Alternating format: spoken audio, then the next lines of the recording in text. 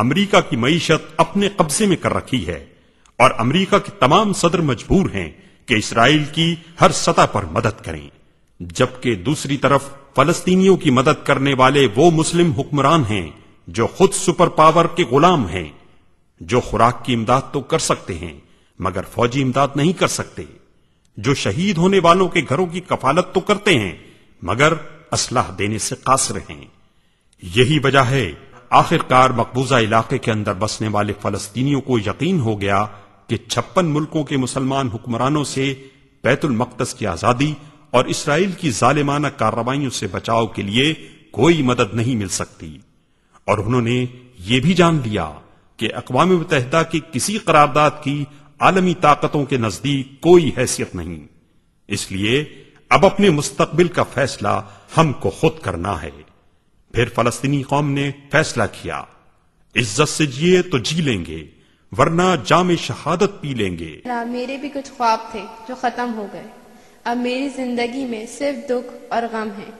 اب مجھے نہ اپنے گھر کے تباہ ہونے کا خوف ہے اور نہ گھر والوں کے شہید ہونے کا ڈر ہے، کیونکہ اسرائیلی فوج نے وہ سب کچھ ختم کر دیا جس کے چھن جانے کا خوف آدمی کو بزدل بناتا ہے۔ اسرائیل نے ہمیں ہتھیار اٹھانے پر مجبور کر دیا ہے۔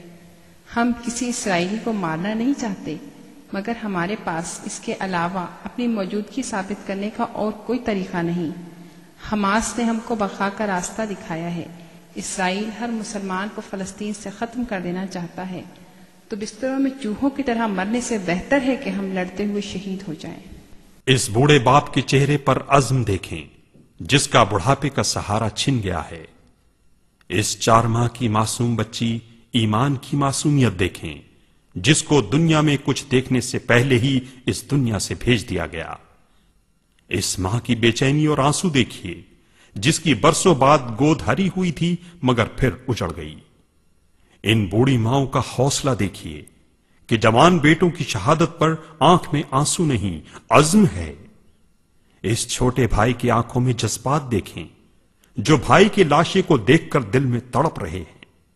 کیا ان جذبوں کو کوئی شکست دے سکتا ہے؟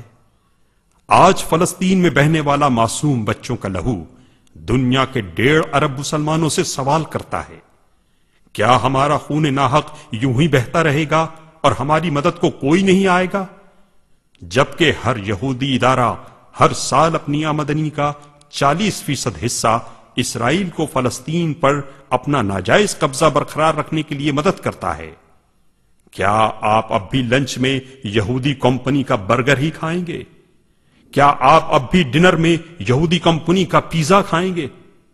کیا آپ اب بھی یہودی دہشت گرد ایریل شیرون کے نام کے ڈٹرجنٹ سے ہی اپنے کپڑے دھوئیں گے؟ جبکہ ایریل شیرون سرزمین فلسطین کو مسلمانوں کے خون سے دھو رہا ہے۔ کیا آپ اب بھی یہودی کمپنی کے شیمپو سے اپنے بال دھوئیں گے؟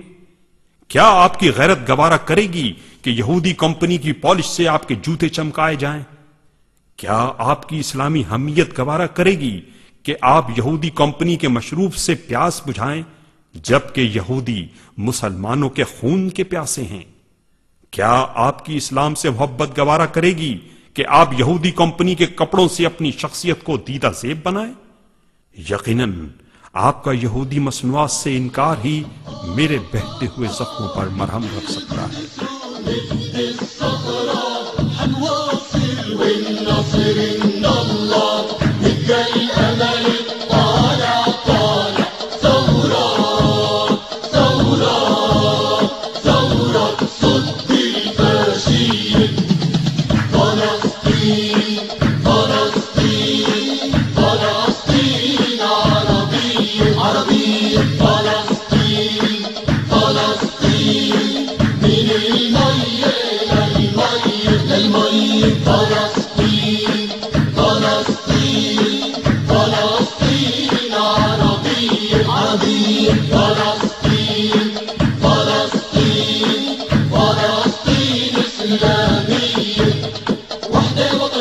شعبية نركض الحلول السلمية، وحدة وطنية وشعبية ويا أهل